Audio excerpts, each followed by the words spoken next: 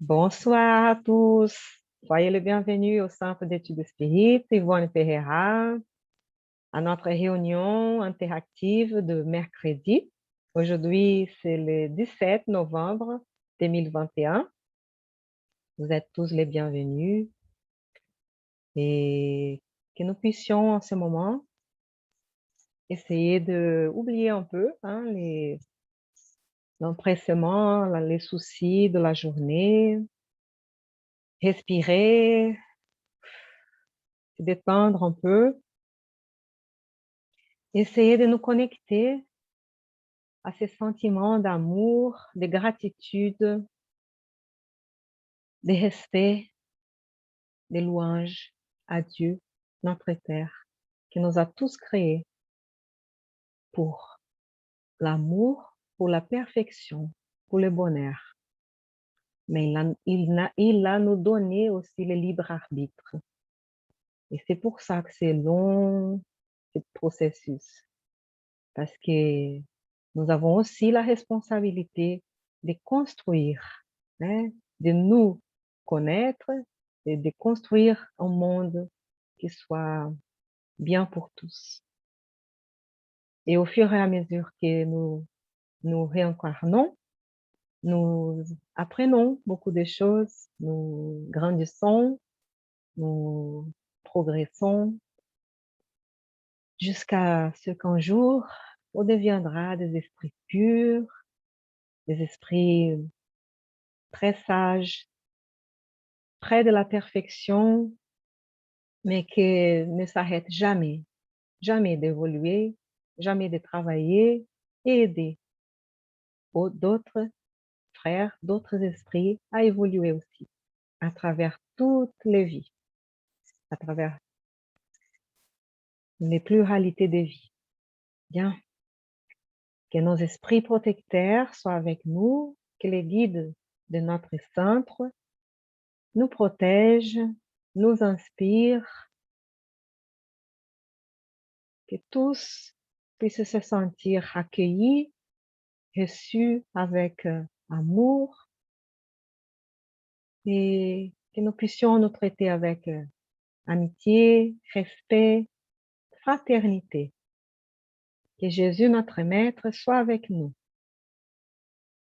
Que sa paix soit ressentie dans le fond de notre cœur. Merci. Merci. Chers amis, on est content de vous voir tous. Bonsoir tout le monde. Bonsoir tout le monde. Désolé pour le retard. Non, ça va. Super. Donc, on a Aline, Bernard, et Eduardo, et Aaron aussi, et moi, Ana Paula. Ah, super. On est content de vous voir. Bien, chers amis, est-ce qu'on continue avec le même schéma de toujours? Donc, Bernard pourrait peut-être, quand vous voulez changer de livre, vous me dites pour qu'on puisse changer un peu. Mais si ça marche comme ça, c'est bien aussi. Donc, c'est le livre Sources vives, photographié par Chico Xavier, par l'esprit Emmanuel. D'accord.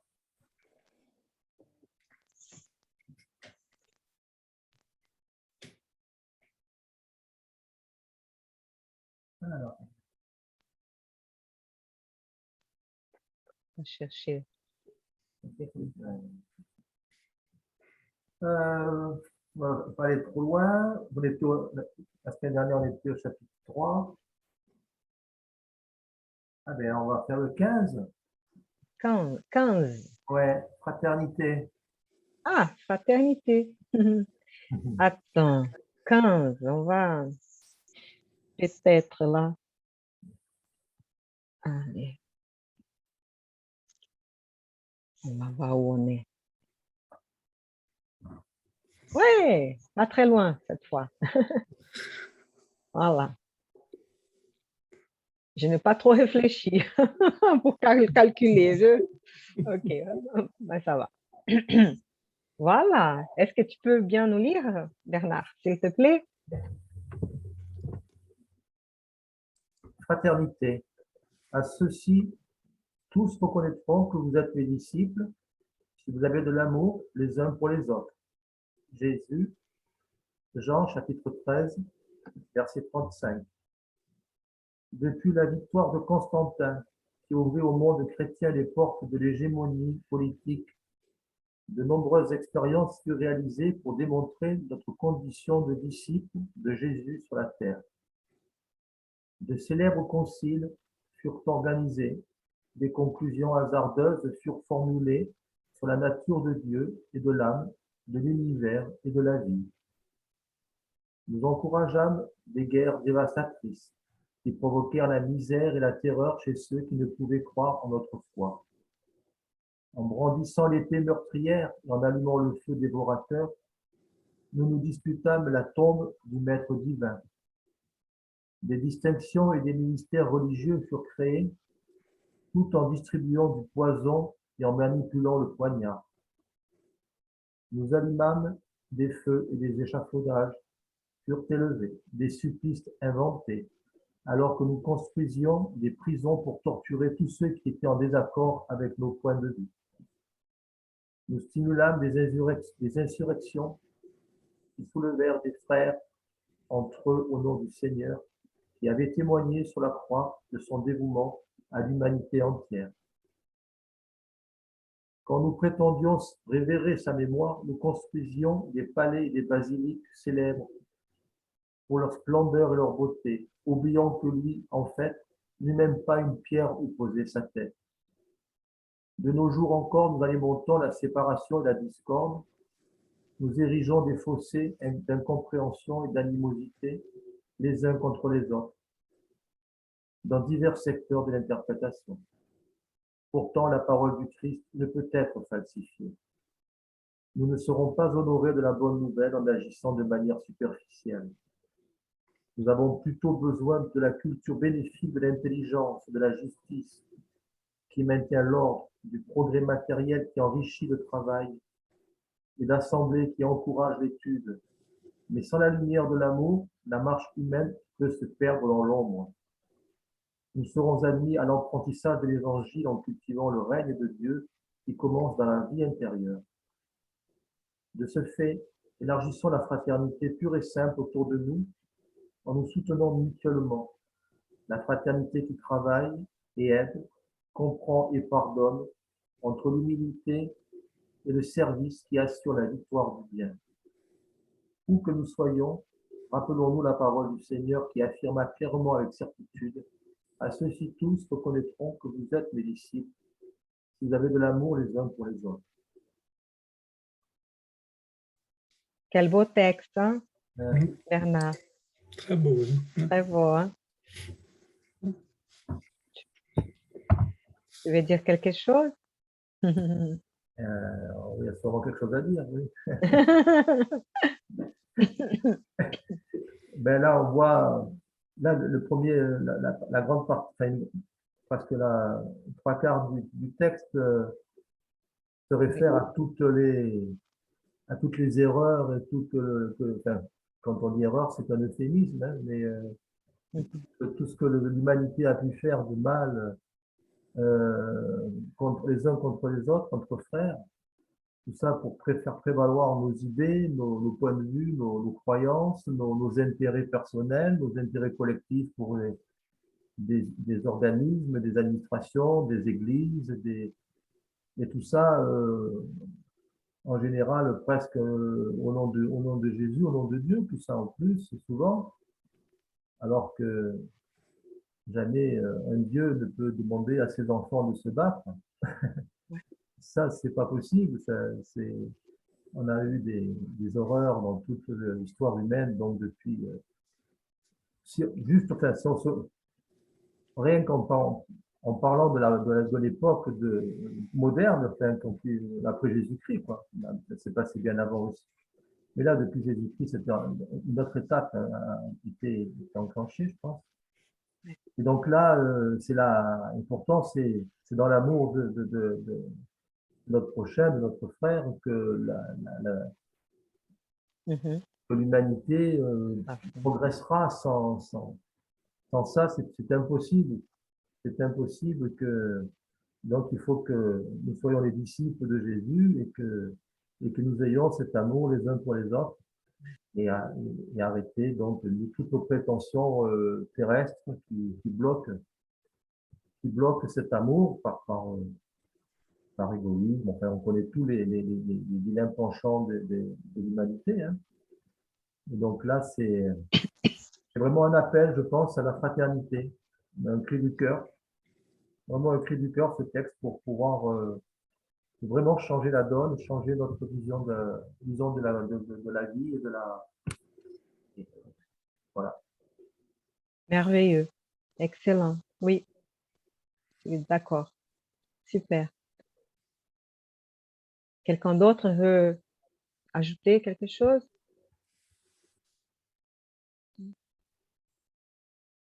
J'allais dire qu'au début, il dit que c'est après Constantin, hein, que c'était un empereur romain, après lui que la religion chrétienne a été institutionnalisée, et a commencé à avoir de l'hégémonie politique. Et c'est là que les gens qui participaient à ça, plusieurs personnes ont abusé de leur pouvoir et ont pensé à les enterrer comme tu as bien décrit, hein, et ont fait beaucoup d'abus, de violences, etc., des luttes, des disputes, hein. Il ne faut pas oublier que justement par la pluralité des existences, pluralité des vies, des réincarnations, et quand on pense à ça, on pense les autres, les Romains ou ces gens du passé, hein, les gens qui participaient des croisades. Bon. Mais nous étions là. Nous ne savons pas dans quel rôle, hein. Nous avons eu beaucoup d'incarnations. Et c'est pour ça qu'il faut comprendre, hein, à la fin et essayer de faire mieux maintenant. C'est ça. On a notre incarnation, on apprend avec les passés, on apprend avec les erreurs qu'on a commis, que tous ont commis. Et comme il a, hein, donc peut-être qu'on était là ensemble, on a fait des erreurs aussi, hein, et bon, et en ce moment, hein, on essaye de pratiquer la charité là et de s'aimer, hein, les uns les autres. Et, et, et dans un sens plus élargi, il dit là, hein? Pas qu'entre nous, les esprits, ou pas qu'entre nous dans une famille, pas qu'entre nous dans les voisins ou dans, je sais pas, dans un peuple, mais, hein, autour de nous, où que nous sommes, hein? Et on est très mélangés, qu'on puisse élargir cette fraternité sans frontières politiques, sans frontières, hein, c'est tous les êtres humains, tous les êtres de la création, hein, les animaux aussi, hein, on va les traiter avec respect, et voilà, qu'on puisse arriver à ça.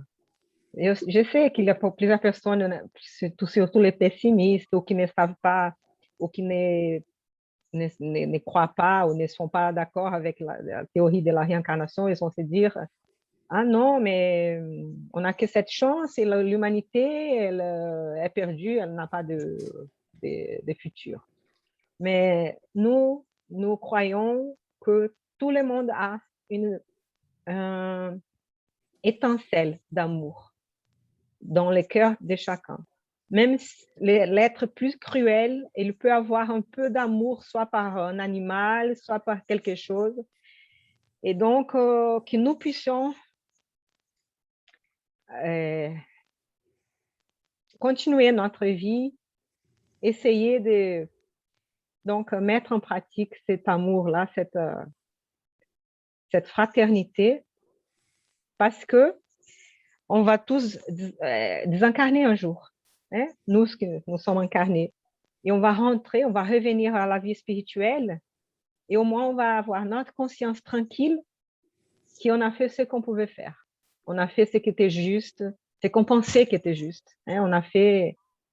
Et donc, comme ça, on peut continuer schéma d'évolution.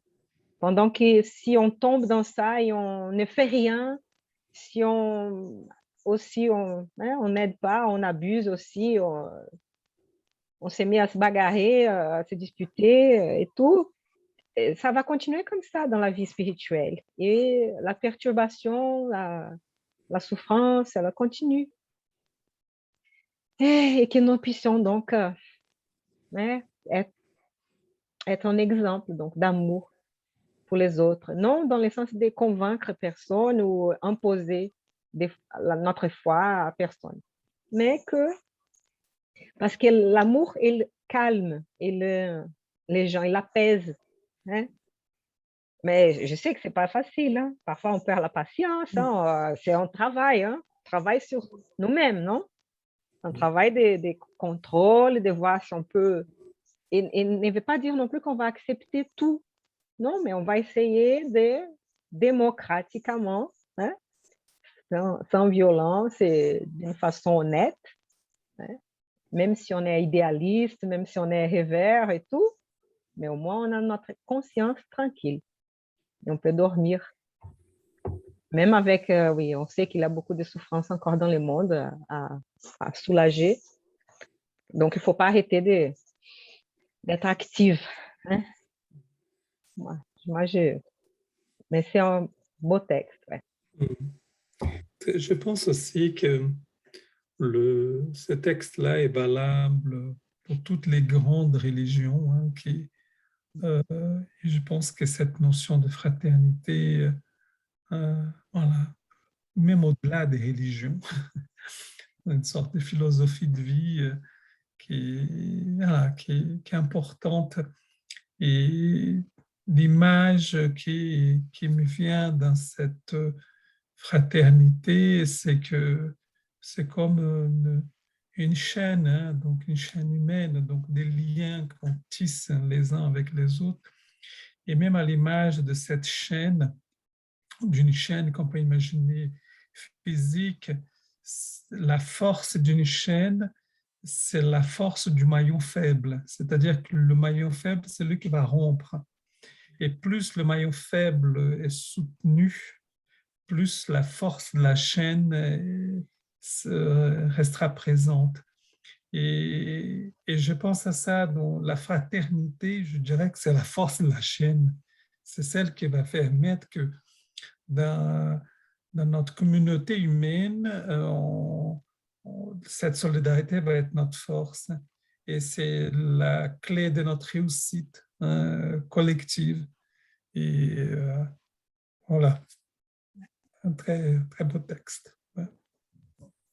Merci pour ajouter ça. C'est vraiment bien. Oui, tout à fait. C'est incroyable parce qu'aujourd'hui, les messages là, de Joanna de Angelis du chapitre du livre Vie heureuse, qui n'est pas encore traduit en français, mais on essaie de toujours, tous les mercredis, mettre une phrase de chaque chapitre. Et aujourd'hui, c'était ça, soutenir les faibles dans, dans la mesure du possible pour qu'on puisse, qu'on se met à leur place, pour qu'on puisse les soutenir, pour qu'ils puissent s'élever ou continuer. Intéressant ça. Ouais, chaîne de fraternité sans distinction, hein, avec les respects, hein, de tolérance, hein, tolérance. C'est ça, c'est beau ce message. Vraiment bien. Vous voulez ajouter quelque chose, Aline et Aaron? C'est bien? OK. On peut passer au prochain texte aussi. Hein? C'est bon? D'accord. On va passer donc au livret des esprits. Voilà. Et donc, on va demander à Aaron d'ouvrir et après, hein, Edouard peut continuer aussi à lire.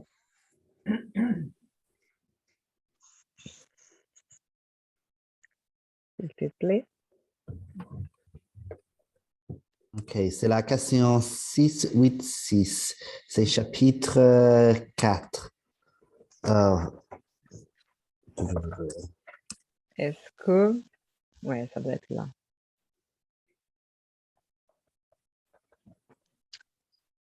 6, 8, 6, c'est pas... Le troisième Ah, livre. c'est le livre troisième, ouais. Oui, pardon. Pardon, non, ouais. Pas les numéros, ouais, tout à fait. 6, 8, 6, population Oui, du globe, oui, ouais, c'est ça. d'accord. Intéressant aussi. Allez, tu peux nous lire?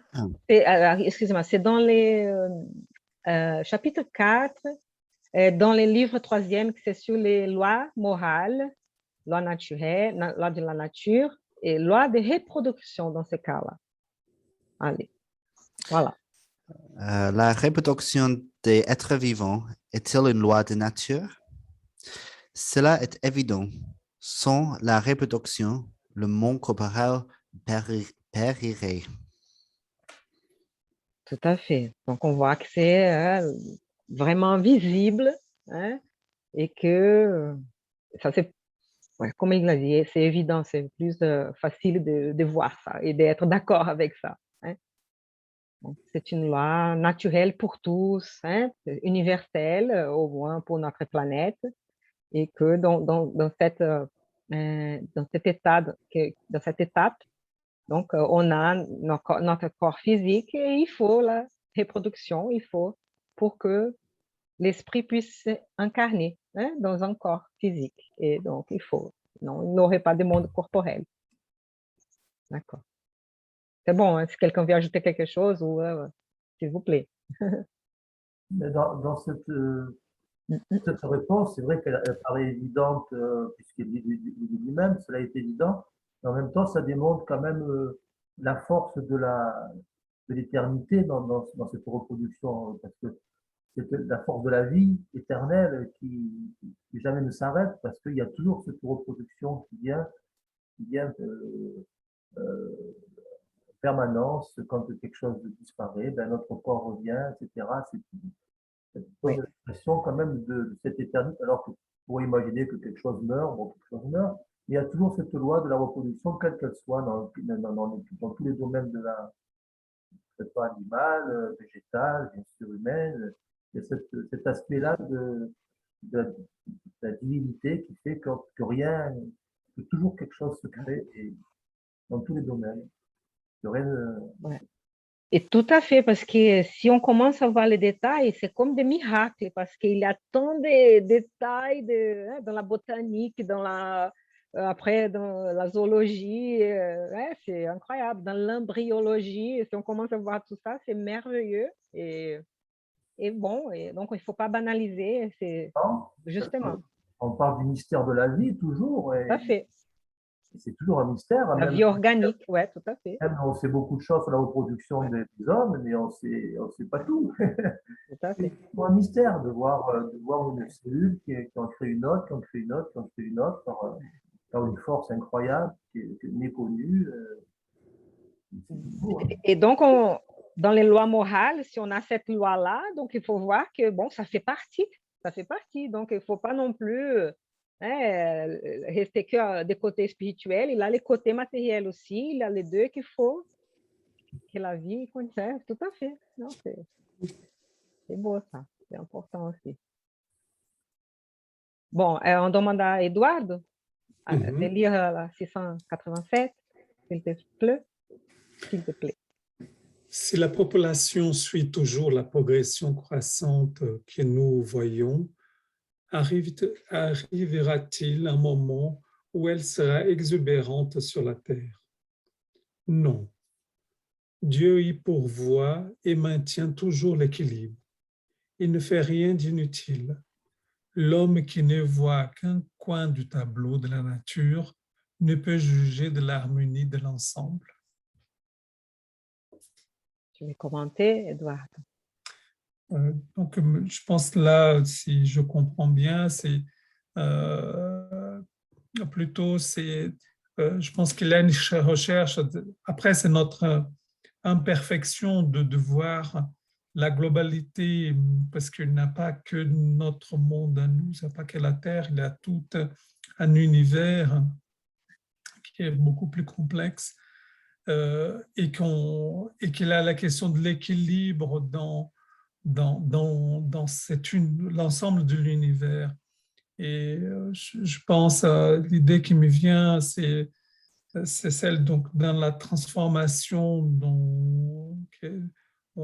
on est en train de vivre actuellement, hein, la transmutation, et que justement en termes de vibration, la Terre est en train de rentrer dans une vibration plus élevée, et que ceux qui ne sont pas dans cette vibration-là vont intégrer d'autres univers.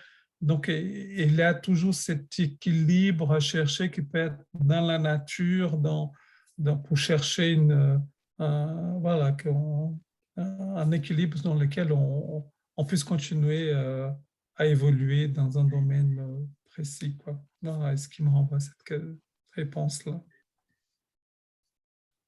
Et aussi, ce que Bernard a dit, comme on n'a pas, né, tous les savoirs, comme tu as dit aussi, hein, on ne peut pas savoir, donc c'est ça, ce niveau de connaissance de l'homme, hein, d'aujourd'hui, et donc on ne peut pas tout comprendre non plus. Hmm. Vous voulez ajouter quelque chose? Non, je vais dire une autre chose aussi.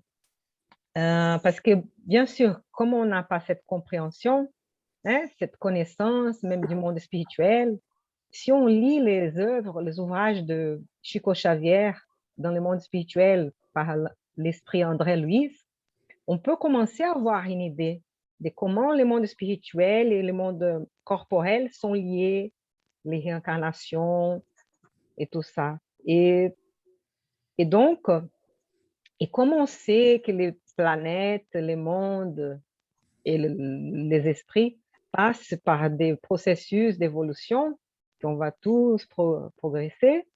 Et donc, si on est dans cette étape, tout est dans un certain planning. Tout Dieu nous donne le libre arbitre, mais il y a des lois qui régissent, qui contrôlent un peu. Et donc, c'est vrai que quand on voit, on pense maintenant, oh, la population, elle a augmenté. C'est vrai que si on continue comme ça, on va détruire notre planète parce qu'il faut changer la façon de gérer notre planète. Et il faut changer beaucoup de choses parce que c'est vrai, si on continue comme on est en train de faire, avec ce nombre de populations, hein, parfois on se désespère et tout. Et donc, c'est vrai qu'il faut tenir en compte, hein, tous les problèmes et essayer de trouver des solutions. Mais comme on ne sait pas toutes les merveilles qu'on peut encore découvrir dans la science, liées à l'intelligence, parce qu'il y en a tant de choses encore qu'on peut, et donc on peut trouver encore des solutions pour beaucoup de choses qu'aujourd'hui on n'a pas encore. Et dans le but de trouver cet équilibre-là. Mais comme c'est à nous aussi de faire les efforts, de réfléchir, de chercher, mais on a l'inspiration du monde spirituel. Et donc, ceux qui veulent faire ça, ils sont aidés aussi. Mais tout a son temps aussi. On est dans ce temps-là, comme tu as dit, de transition, hein, planétaire, et qu'on a beaucoup de choix. Et maintenant, il faut prendre les choix. Et on veut, qu'est-ce qu'on veut? Et on veut totalement se perdre, hein, ou on veut faire des beaux projets dans la vie. Bon. Et qu'on puisse au moins réfléchir. Ceux qui ne croient pas à ça, qu'on puisse au moins réfléchir et penser, peut-être que c'est possible. Et que je veux faire de mon mieux pour essayer de trouver des solutions, hein, essayer d'équilibrer, hein, l'alimentation pour tous, un mode de vie qu'on puisse durable. Et réfléchissez, ça, c'est le nombre des incarnés, des personnes incarnées. Mais c'est vrai qu'avec la pandémie, on a eu quelques coupures. Si ça continue à avoir des catastrophes environnementale, on peut avoir aussi plus de pertes de vie et tout, mais l'esprit ne meurt jamais. Donc, soit ils vont se réincarner au fur et à mesure dans cette planète, soit nous allons incarner dans une autre planète et on va trouver cette solution va venir. Il y en a beaucoup d'esprits qui sont plus élevés qui vont venir aussi et se sont toujours réincarnés entre nous, parmi nous, pour aider un peu à nous donner des bons exemples, de courage, d'études. Et donc, il y a des solutions dans le monde spirituel et dans le monde matériel. Mais c'est vrai qu'on a notre responsabilité. Hein? Il faut qu'on... Et bon, voilà. Donc, on ne sait pas. Et selon Emmanuel, dans le livre Directives, qui est traduit en français, on avait, je ne vais pas souvenir des chiffres. Apparemment, bon, à l'époque du livre, c'est ça qu'il faut voir. Quelle époque c'était? C'était les années 50, 60, je ne sais pas. Bon, peut-être il avait 22 billions d'esprits sur Terre, plus ou moins. Et qu'un tiers qui était incarné, mais un tiers, c'est maintenant, plus ou moins. Je ne sais pas. Donc, on va dire, il y en a beaucoup maintenant. Et avant, il y avait moins. Et où tous ces gens étaient? Peut-être dans d'autres planètes, peut-être ils étaient désincarnés. Donc, on ne connaît pas tous ces... On sait plus... Il faut étudier les livres des esprits pour avoir une idée de comment les choses marchent. Mais il faut réfléchir qu'il y en a. Il y a plusieurs demeures dans la maison de mon père. Il y a plusieurs... Donc, il y a le monde spirituel, le monde matériel. Donc, on va trouver l'équilibre. Mais on a notre responsabilité. Hein, donc ça. Je sais pas si vous voulez parler un peu plus. L'équilibre démographique, c'est vrai que c'est un sujet qui inquiète beaucoup de gens. Donc, Oui. Ouais. Et même beaucoup de polémiques, hein, parce que pour contrôler la natalité, pour contrôler... Bien sûr, il faut être responsable hein, pour la natalité, hein, il faut réfléchir, il faut être éthique aussi hein, pour faire ces contrôles-là. Et ça touche beaucoup, on peut beaucoup discuter sur ça et qu'on puisse discuter d'une forme respectueuse, que tous puissent dire, hein, avoir une voix. Hein, ça, et on va arriver. Hein, il faut... C'est être optimiste, mais réaliste. Bon, c'est pas donc trop optimiste, ni pessimiste non plus.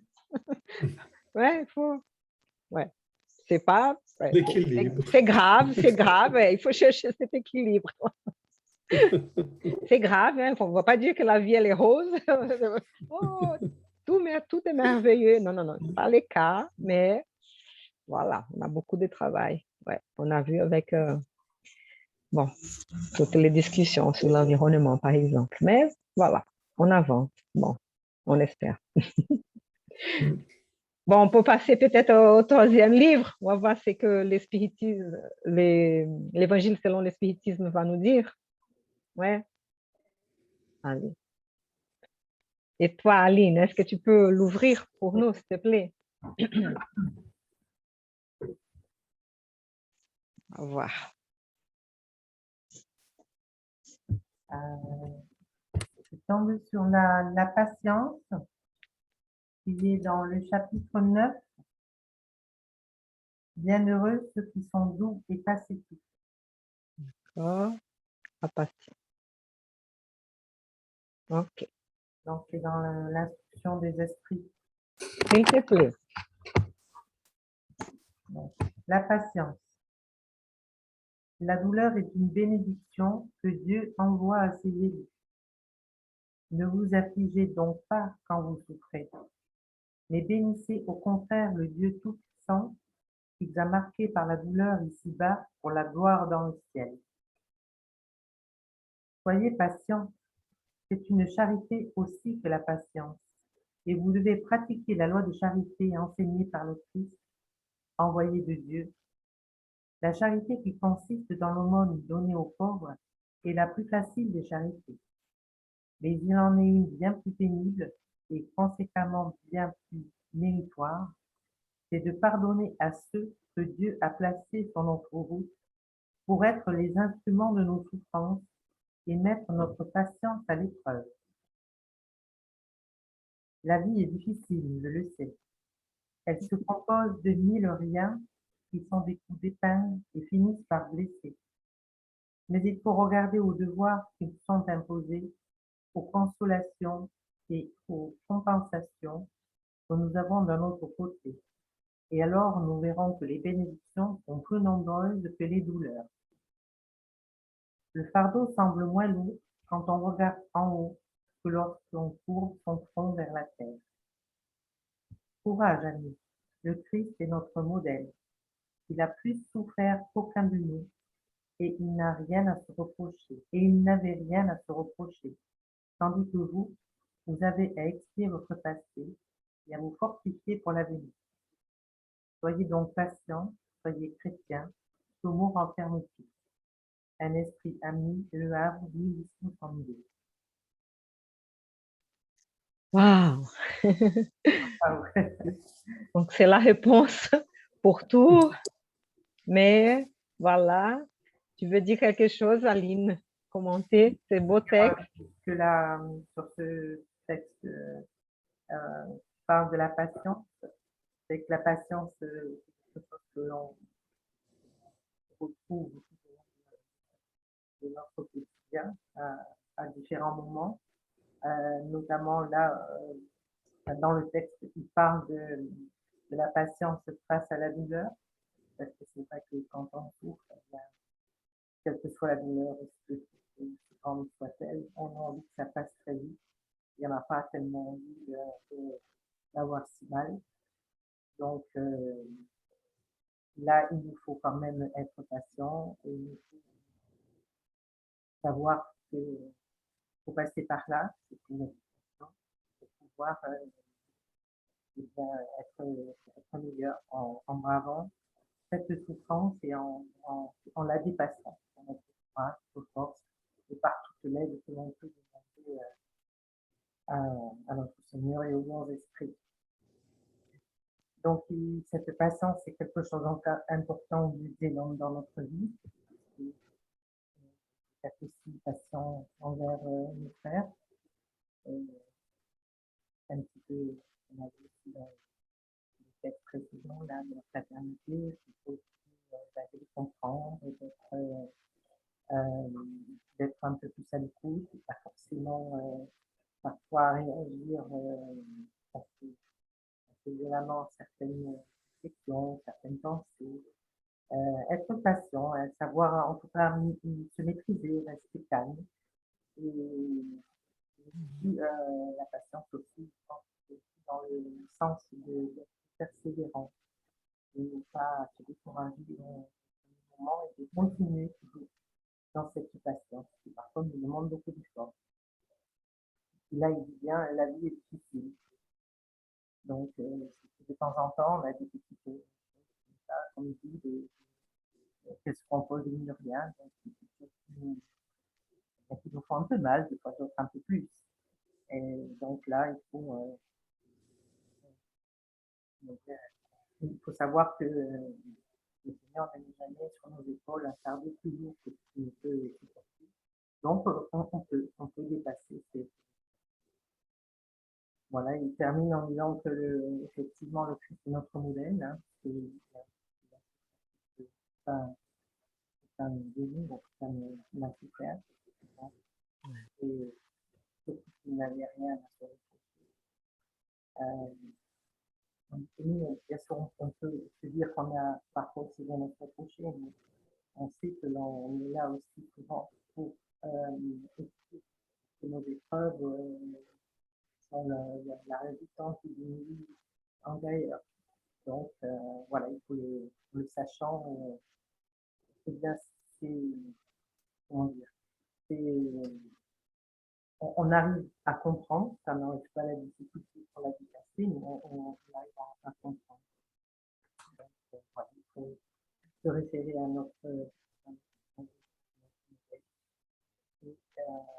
être patient en beaucoup de termes. Et voilà,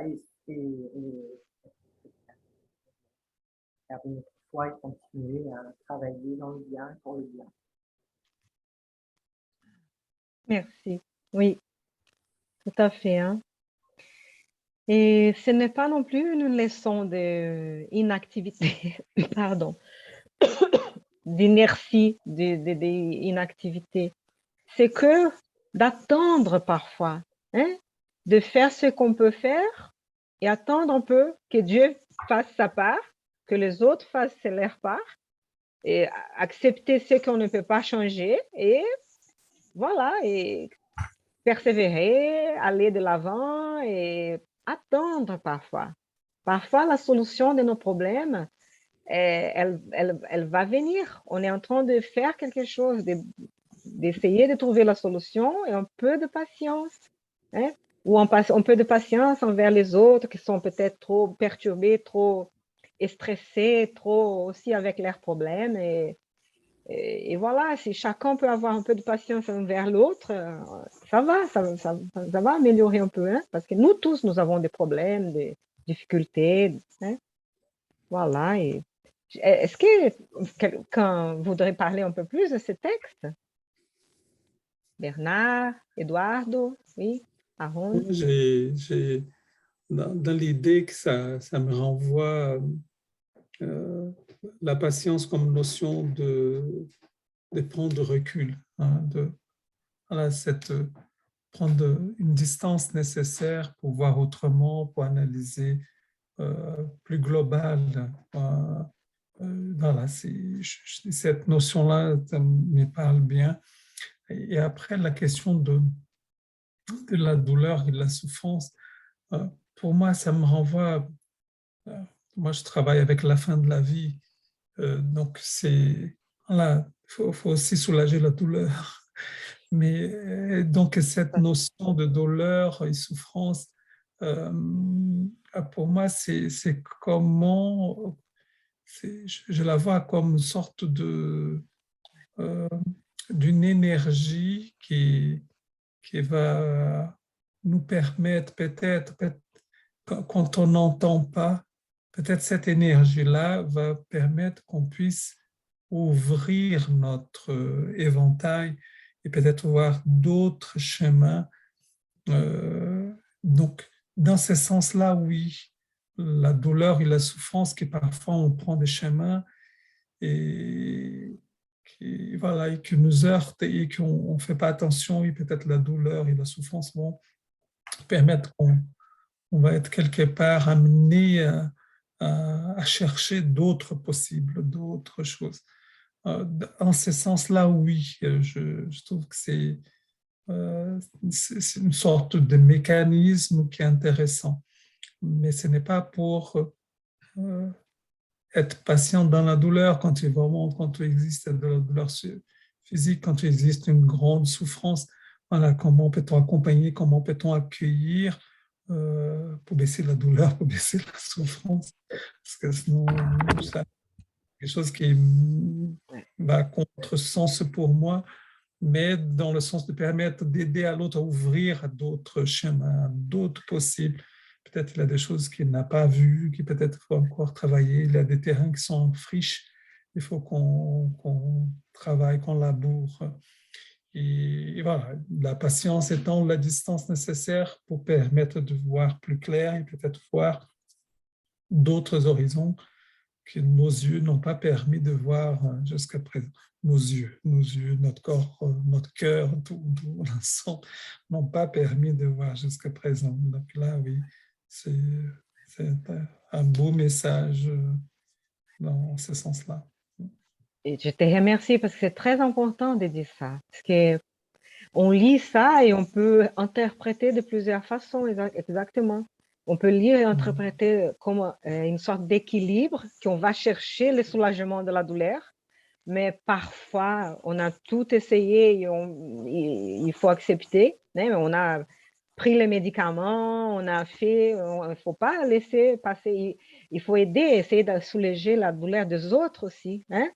Et parfois, on a des douleurs morales, hein, des douleurs émotionnelles aussi, qui aussi, il faut chercher à avoir les causes, pourquoi qu'on a ça, si on peut arrêter dans la cause, hein, parce que parfois c'est un cas de violence et donc il faut arrêter.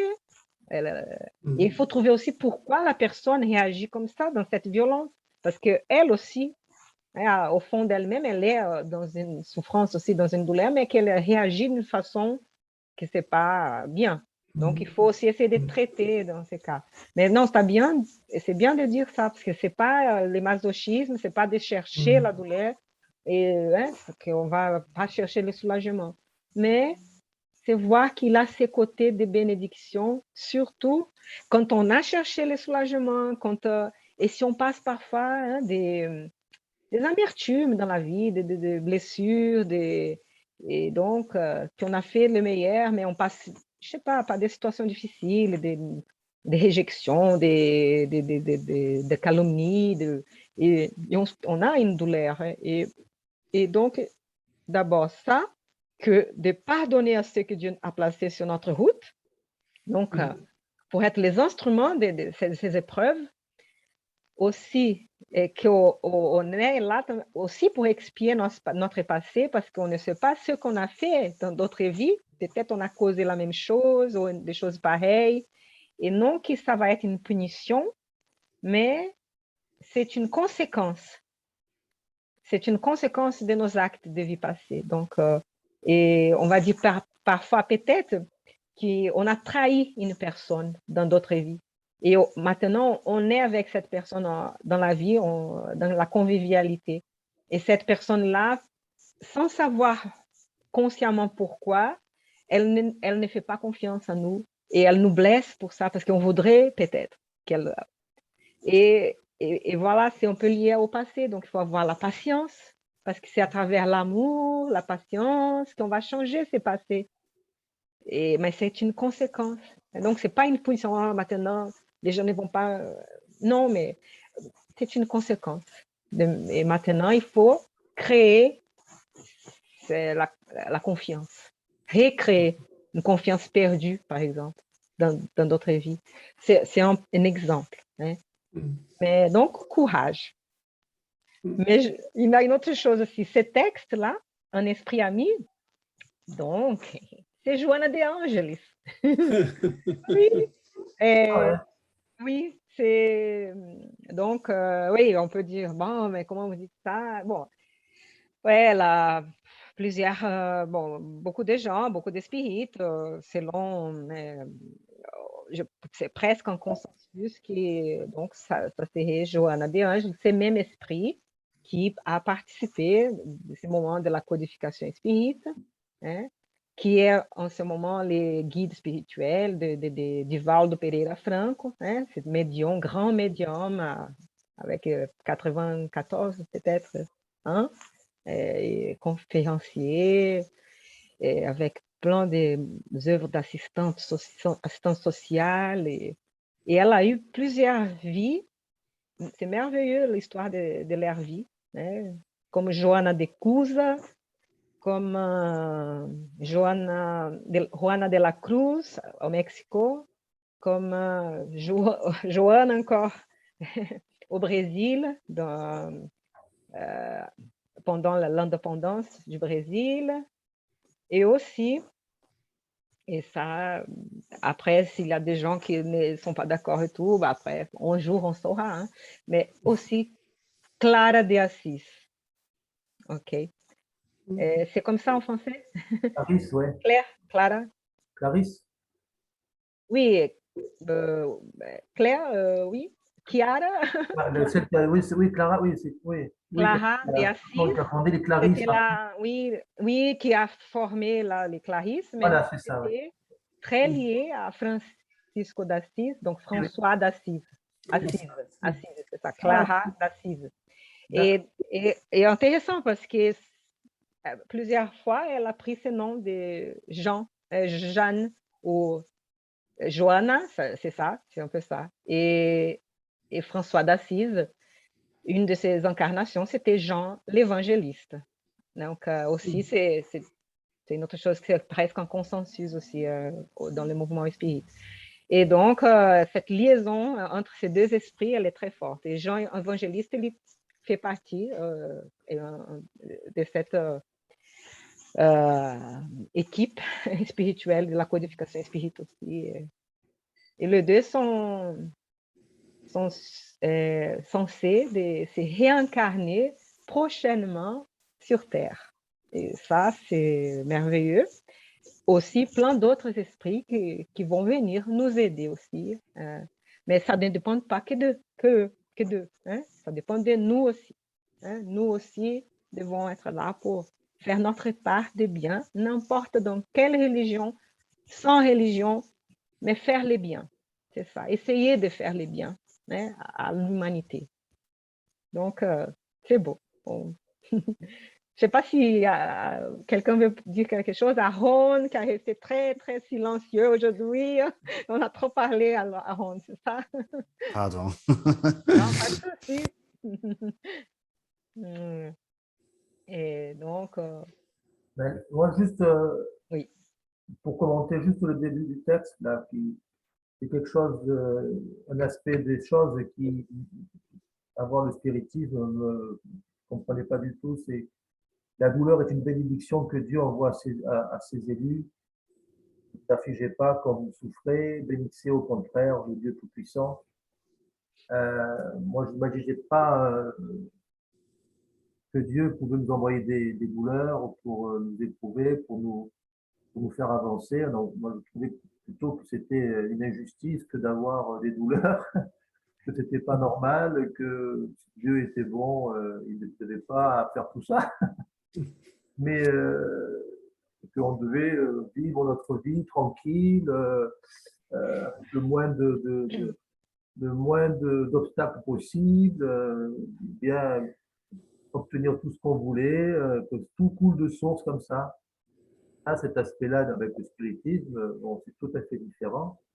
Et c'est un aspect des choses qui fait beaucoup réfléchir et qui explique les choses aussi, donc, les injustices qui paraissent voilà, pour beaucoup, on dit, mais pourquoi ça, pourquoi ça, pourquoi ça, pourquoi ça. Et le spiritisme va nous expliquer pour quelles raisons nous avons des parcours Tout à fait. aussi douloureux, parfois et souvent. Ouais. Oui, parfois, à travers la loi des causes à effet, hein, donc, qui est un peu, ressemble un peu à la loi des karma, sauf que ce n'est pas une sorte de punition quand on fait des erreurs, mais toujours pour l'éducation de l'esprit. Mais c'est vrai que tous les faits ont des conséquences. Et donc, on va subir des conséquences de nos faits, de nos actes, hein, antérieurs, mais il y a toujours la miséricorde divine aussi. Et donc, c'est pas complètement... La comptabilité, c'est pas la comptabilité humaine. Non. Mais je voulais dire, et je voulais vous recommander, conseiller, de lire le livre Les problèmes de l'être et de la destinée par Léon Denis. C'est magnifique parce que à la fin du livre, il va parler de la douleur et il va d'une forme très poétique et très philosophique. Il donne des exemples aussi et tout sur qu'on voit la douleur partout dans la nature. Mais c'est ça, c'est pas chercher le masochisme, c'est ça. Mais qu'à un moment donné, on a besoin de ça pour grandir, pour évoluer. Et bien sûr, on continue, hein, l'esprit continue et on va arriver. Si, parfois, l'esprit passe par un sacrifice si fort, si grand, il rentre, il s'élève et va dans la gloire dans le ciel, ça veut dire. Il s'élève comme esprit, et voilà. Mais faites attention à ça, pour ne pas... Ouais, c'est pas le masochisme, c'est pas ça. Ouais. Et on est joyeux aussi. Hein, on aime la joie, on aime l'amour et tout ça. Et Dans le monde spirituel, hein, c'est dans la matière qu'on va sentir la douleur physique. Hein? C'est que quand on est incarné. Après, dans le monde spirituel, il a les douleurs morales. Et parfois, comme on a trop de mémoires, de souvenirs, c'est comme si on sentait matériellement, comme si on sentait aussi parce qu'on a notre corps spirituel, notre périsprit, qui garde toutes ces mémoires. Et parfois, on est trop attaché à la matière qu'on ressent comme si c'était même une douleur physique. Mais c'est pour ça que, oui, les douleurs morales, c'est pour ça qu'il faut essayer de traiter les ressentiments, les traiter, essayer de pardonner, d'avancer, de faire le bien pour qu'on puisse évoluer plus vite, on va dire. Voilà, est-ce qu'on peut finir avec une prière? C'est qui voudrait faire la prière finale aujourd'hui? Je peux la faire si tu veux. S'il te plaît, oui, Bernard. Merci.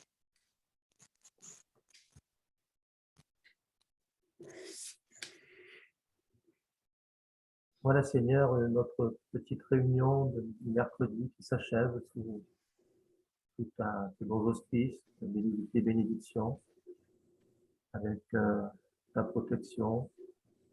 Nous sommes infiniment heureux d'avoir pu débattre encore un petit peu sur ces 3 livres qui nous permettent toujours de progresser et de voir en nous toutes les imperfections qui sont encore en nous pour que nous puissions doucement, tous les jours, essayer de nous améliorer. Nous avons étudié un texte sur la fraternité qui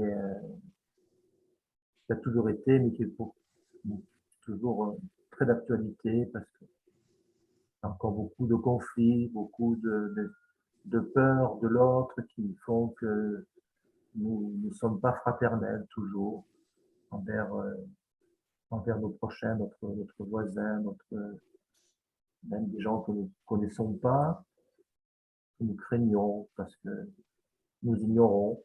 Donc, ça, Seigneur, aidez-nous à bien comprendre les messages du Christ pour que cette fraternité puisse arriver en masse sur la terre, pour qu'elle puisse se régénérer, passer à notre stade. On a trop longtemps vécu comme ça, il faut maintenant vraiment avancer pour le bien de l'humanité, pour cette vie que tu nous as donnée, ces mystères de la vie, deuxième texte qu'on a étudié, magnifique, magnifique mystère, et cette patience que nous devons avoir pour arriver justement à cette régénération, à cette transformation morale, individuelle et collective.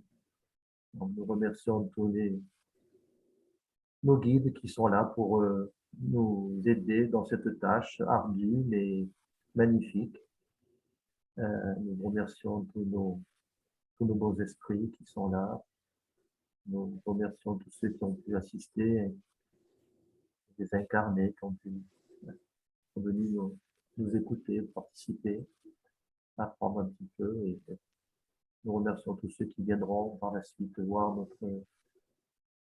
notre réunion sur Internet. Voilà, nous allons te demander l'autorisation de quitter cette réunion et de nous bénir, Seigneur. Merci. Merci. Quand c'est facile, merci. Et n'oubliez pas de soit laisser un verre d'eau, une bouteille ou une carafe d'eau à côté quand vous faites vos prières chez vous, quand nous, après notre réunion, parce que les bons esprits vont énergiser cette eau, vont fluidifier, vont magnétiser avec de bons fluides, bonne énergie pour notre santé morale, santé intégrale, émotionnelle, physique, psychique, morale, pour hein, ce qu'on a besoin. Et quand vous faites des prières chez vous, hein, et de la méditation, ou quand vous avez des bonnes pensées, hein, et que vous puissiez laisser cette eau à côté, qu'elle va prendre ces bonnes vibrations. Hein? D'accord? Donc, beaucoup de paix à tous et merci beaucoup. Hein? C'est- Merci à tout le Vraiment monde bien. aussi. Je vais arrêter l'enregistrement. Bon, au revoir et à la prochaine semaine. Hein? Au Oui, revoir, la bonne avec plaisir. semaine à tout le Au monde. revoir. Au revoir. Au revoir. Au revoir.